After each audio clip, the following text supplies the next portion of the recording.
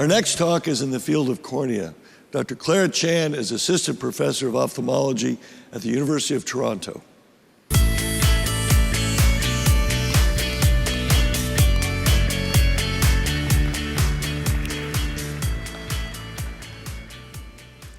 Thank you for the invitation to speak today. So my topic is, are we seeing more inflammatory corneal events? These are my financial disclosures. So I wanted to thank Dr. Lindstrom for being an amazing mentor to Dr. Holland, who's then in turn been able to be an amazing mentor to me over the last decade.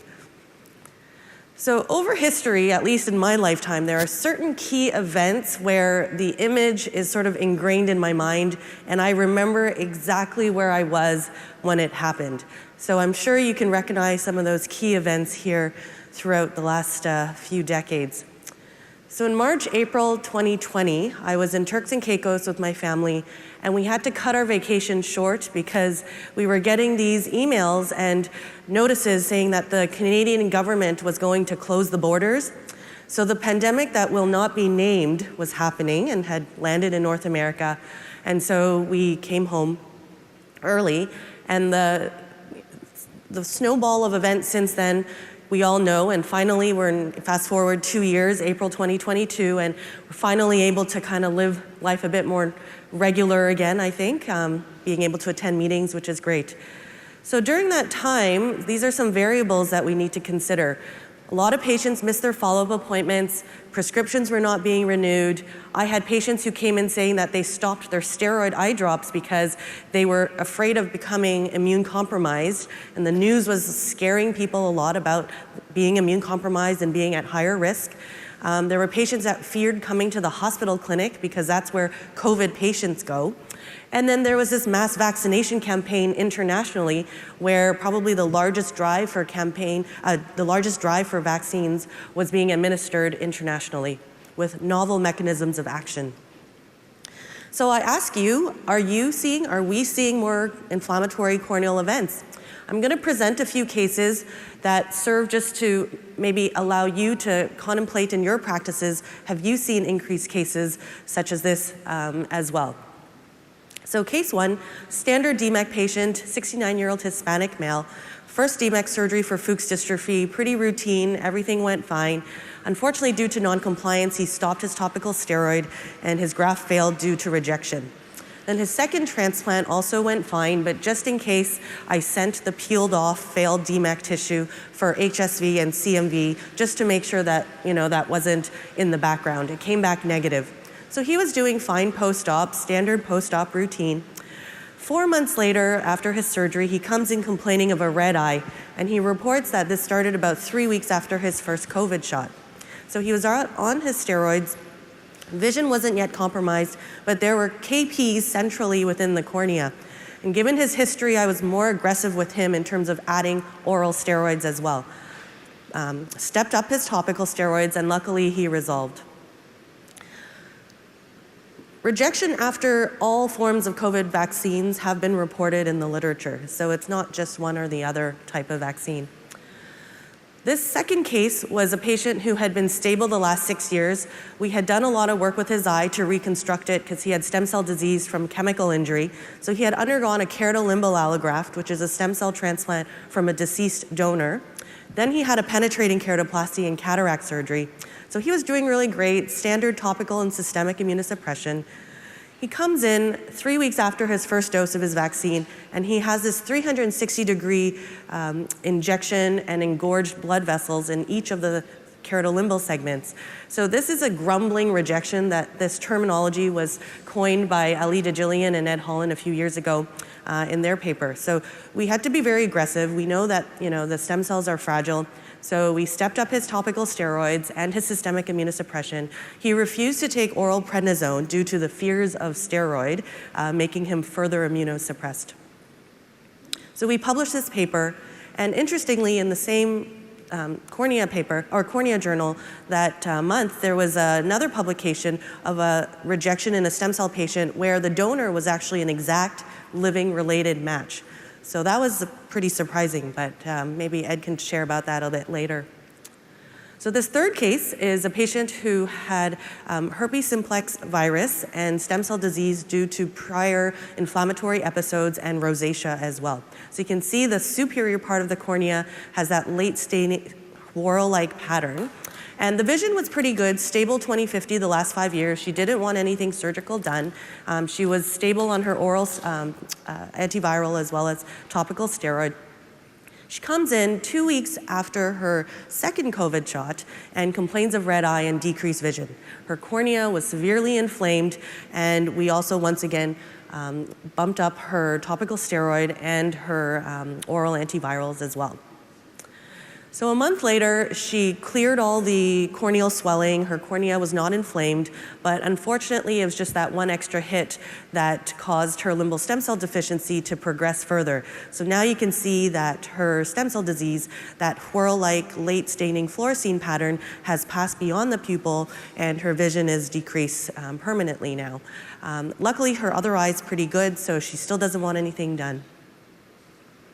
This final case is a patient with herpes zoster immune keratitis and 54-year-old male, stable Crohn's disease, so still somewhat immunocompromised, but relatively stable. And he had just recovered from a shingles immune stromal keratitis 3 months prior. Then he comes in 2 weeks after his COVID vaccine, complaining of redness and pain, blurry vision. Vision had declined. Cornea was severely edematous with KPs. So he had a flare-up of his shingles corneal immune keratitis. So we once again stepped up his steroid, and a week later, the corneal edema and everything settled, but then he had this unusual looking dendritic-like epithelial lesion that was staining. And given his history of cold sores, we weren't sure, okay, maybe there's an added herpes simplex complication now, or is this the herpes zoster, it's a pseudodendrite? Either way, we had to balance his topical steroid with his oral antiviral coverage. And so we eventually, with very aggressive treatment, he ended up needing topical ganciclovir as well as an amniotic dehydrated membrane and acyclovir ointment. We finally, 2 months later, got him back to his baseline of 20/50 vision. So I turn the question back over to the audience. Are you seeing more inflammatory corneal events in your practice? First time in history, we have this mRNA vaccine, and how it works is it introduces genetic information into our own host cells. Our immune system produces the foreign proteins to trigger our own immune system to upregulate its both T cell and antibody production. We know that events have been reported with all COVID-19 vaccines. Personally, for me, I have counseled patients, as usual, what to look for. If I know that they're getting a COVID booster or their first shot, about redness, pain, light sensitivity. If I'm able to, I tell patients to increase their topical steroids, if they're high risk especially. But obviously, you're not going to be able to tell thousands of your patients this. And especially for our transplant patients, I do ask them to make sure they get their COVID vaccine series prior to their actual transplant, so that hopefully they don't lose their transplant due to a variety of factors. So thank you very much, and I look forward to comments from our panelists.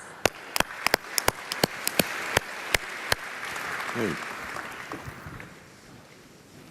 Thanks, Clara. Very nice. So, seems like in the last 5 years I've had a lot of vaccinations, personally. So we have influenza every year. I've now had 3 COVID shots. I've had pneumovirus. I've had hepatitis. I've had all of these different viruses. Mm-hmm. So in the literature, there's RNA and DNA viruses. Is the RNA virus different in this regard, do you think, or is there literature that shows that all those vaccinations have created problems like you're describing?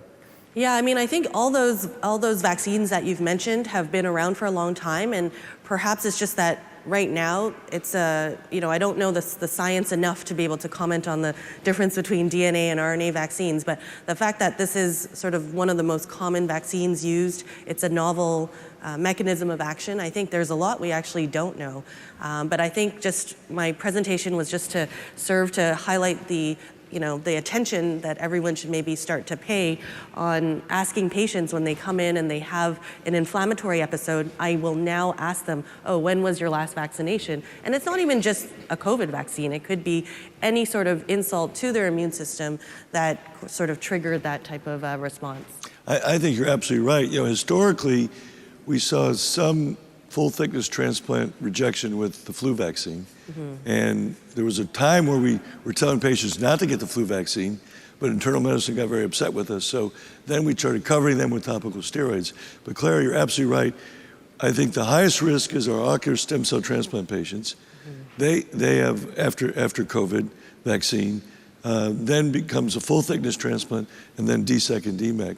So in our ocular surface transplant patients, we put them on prednisone if they've had a history of rejection, because I think the risk is very, very high. And all the other ones, we instruct them to increase their topical steroid. We have a little handout, and we say to them, anytime you get a vaccine, we want you to increase your topical steroids, because I think you're right.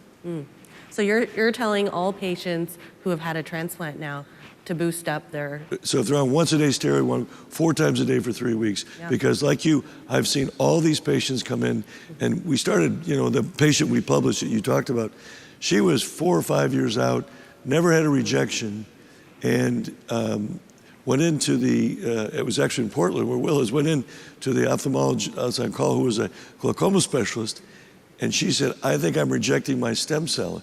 And he said, no, it's pink eye. And she was right. She said, I had a COVID vaccine 2 weeks ago. My eye got red yesterday. It's a real phenomenon. Yeah, and people say like, oh, there's like millions and millions of people who have had the vaccine, and we're just picking out these occasional inflammatory cases to present. But I think if you pull the audience and maybe everyone kind of think back to patients that they've seen over the last couple of years, it's probably more than just a few. So the question I have for you, that the other thing we're seeing, fungal keratitis in Cincinnati used to be pretty rare. We always think about it in the humid places in the country. And we are seeing so much more fungal keratitis now, and now a resurgence of acanthamoeba. I'm seeing as much acanthamoeba now as I saw back when it was first talked about and we first saw it with homemade saline solution. Are you seeing an uptick in infections? So luckily we have not seen acanthamoeba infections increasing. I think maybe we're a bit further north, so it's still a bit colder, so it's less of an issue. But fungal infections, I would say yes. I feel that we are seeing more. It used to be maybe 1 every 6 months, but now at least like 1 a month, maybe 1 every other month. And being in Toronto, it's like a pretty cold climate where it's very unusual to see fungal keratitis. So any patient now who doesn't respond on just fortifieds, the typical way you would expect, or someone who has, looks like they have blepharitis that just looks horribly untreated, blepharitis, and they come in with a corneal ulcer, I always actually, in the back of my mind, think that there might be fungal secondary infection because it's colonized on their lashes, and we don't realize it. Yeah. Well, thank you, Claire. We appreciate thank you. your talk. Thank you. Yep. Thank you.